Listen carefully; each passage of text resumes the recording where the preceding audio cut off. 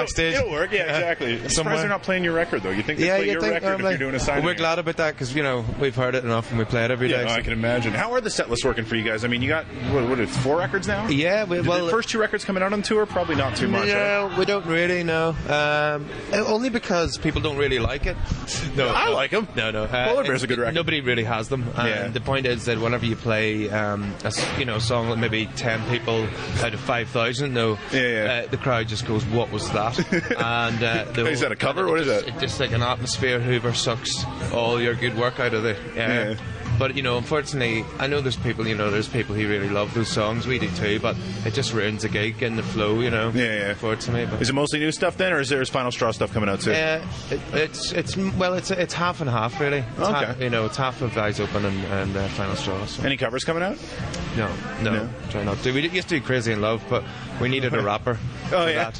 And so we couldn't bring a rapper just for one song. No, of course. Get one of the guys from OK Go to do it or something. Well, if they could come around all the time, that would be alright. I mean, they actually, I was talking to them earlier, they said they might do their little dance for you one of these days on tour. Yeah. Because they know you haven't seen it yet. And they do a little dance in our dressing room before we go on. That's a new thing they've started. And Silver Suns, they come in as well, and we have this 10 minutes of dancing. Which is a new thing. Yeah, of course, The last couple of weeks we started it. It's quite good. That's amazing. How's your arm doing? Tell people how your arm's doing. It's fine. I broke it there in January, and in about 5 weeks, it was a bone in the elbow that it broke, and so it wasn't as bad as it could have been apparently. Yeah. So how long does recuperation take for that kind of stuff? Because I mean, you're banging all the time. Yeah, well, it was 4 weeks really that it healed, and I was just doing a lot of therapy and stuff to try and try and make it better quicker.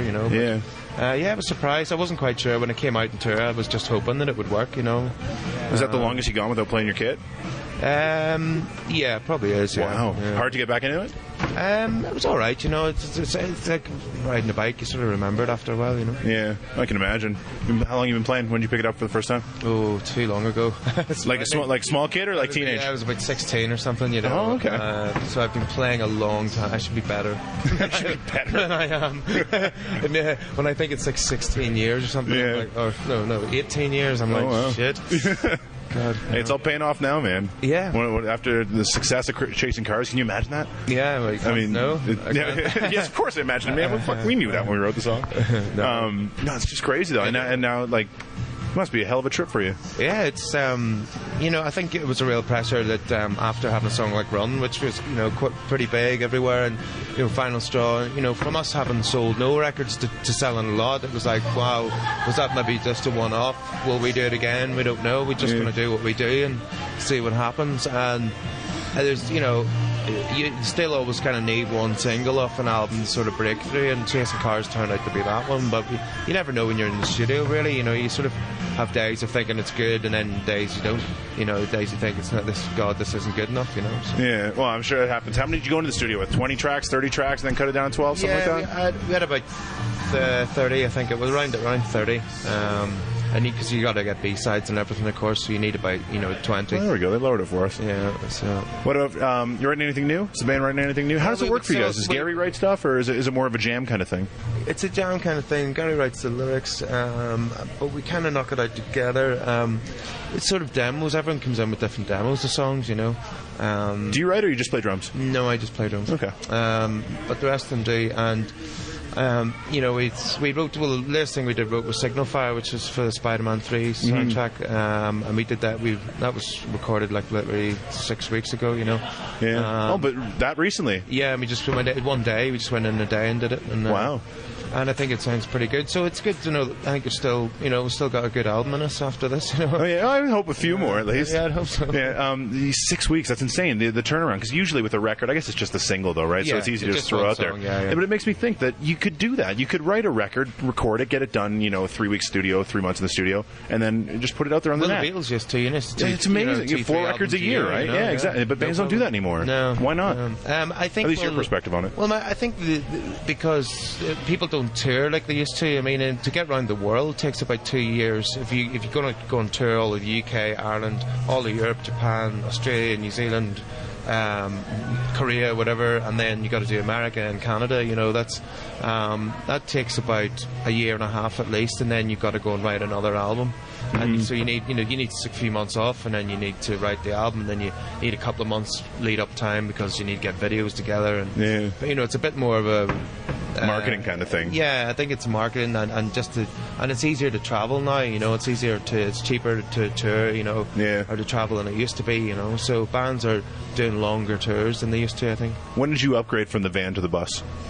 Long ago? We did that on just before Final Straw. Oh, so you've been on the bus for a while. Okay, yeah. cool. And we used to think the big touring buses looked amazing. I mean, when we used to be in a little transit van, you know, with our sofa out of our flat in it, and you used to look and you go, God, imagine how happy you'd be if you were in one of those. You'd like to have your own bunk, and like we hadn't even seen in them, but we had a glimpse one day. I was like, look, TV, and DVD, and leather seats, but now we've been in them for 5 years. And I look at them like, whoa, I shiver. We should get a motorhome or something. Yeah, because you're in a little sort of small bunks, and you can when you wake up in the middle of the night, you can sort of punch out and you feel you're in a box. Smack Gary in the face or something. Yeah, but it is the only way at the moment until we get a private jet. Yeah, there you go. Like, I heard the Darkness had one though. Did they? Yeah, someone told me. Yeah, they would. I'm sure they would. Yeah. But well, look what happened. Look what happened to him. Exactly. Spent it all in private jets and all the drug money, and then went up his nose, and he's done. Yeah. First record without Mark though. How is that different? Well, we've been working with Paul, the new bass player, for a long time, so it didn't feel like it was new. Had he gone on tour with you before? Yeah, he actually toured as a session player. And we'd known him for years and years. It didn't feel like anything was odd, apart from Mark wasn't there. But so it was an easy enough transition, to be honest. And he's a really good. He's like Pablo can play everything, and he's really good at keyboard parts and coming up with guitar lines, and he's just really into guitar pedals. He had his own website there on vintage guitars and stuff. So he's just he's a handy one to have. Yeah, I bet. In the studio. Have you heard Little Doses music? No, I haven't actually. No, I mean, I wonder what it sounds like. No. Should be interesting. Yeah. You guys still friends with him, or is it kind of just like separate ways? We haven't. We're not allowed to talk. You're not allowed to talk legally. Reasons, yeah, I can imagine. Which is a shame. Yeah, because I would have. But yeah, well, when the water under the bridge, it'll go away soon enough. Let's go through a couple of tunes. Just give me a little intro to them or something like that. We'll start with the first record, Chocolate. First record that blew up here. I think that people say it sounds like doves pounding. Okay. Which I can see the similarities, but we didn't. We actually wrote that before the airs came out, and then we went, "Shit, that really does sound like the Doves, doesn't it?" And they have a laugh with us about that. But I can see the point. But yeah, it was it's a really good song live, just because it's got that simple pounding beat. yeah. It'd be a great show. Do you open with it? It sounds like it'd be a great opener. We open with Spitting Games now, but we used to open with Chocolate. It is a good opener, we've done it, and it's just a good one for if you ever get people jumping up and down, it's the kind of feel it. Or their head nodding the head, and or the record reps at the back just kind of shaking their elbows. Or out the back, smoking a cigarette.